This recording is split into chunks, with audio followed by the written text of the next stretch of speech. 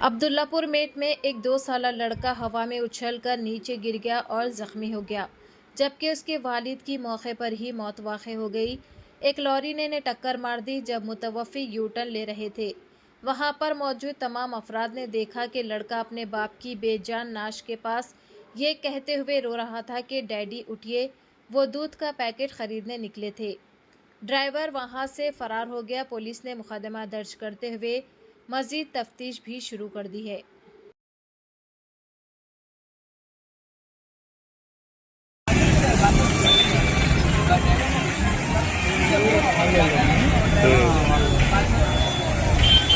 हम लोग